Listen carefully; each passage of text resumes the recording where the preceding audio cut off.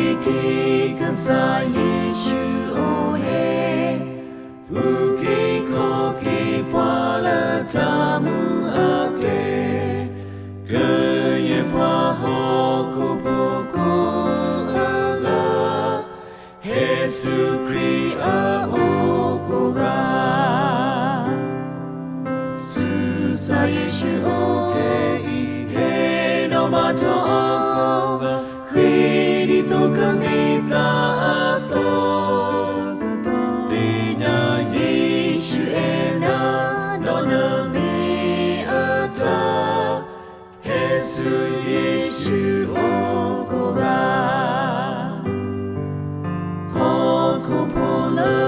Atawita Yokha Su Yeshu Ohe Kri Atamasa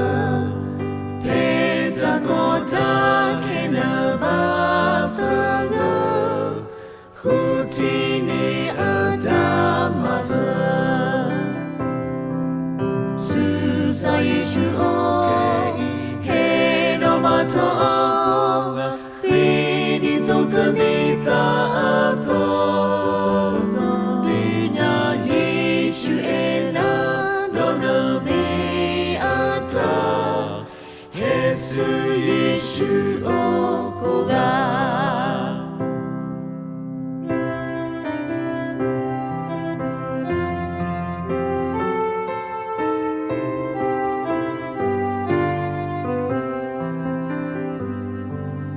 Pane Pole Talata Kikla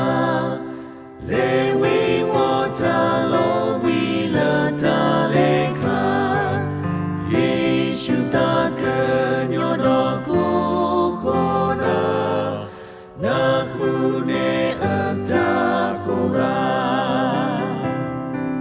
Susa Yeshu Ohe He no Mato Oga Khidi To Kamita Ato Tinya Yeshu Ena Nona Mi Ata Jesu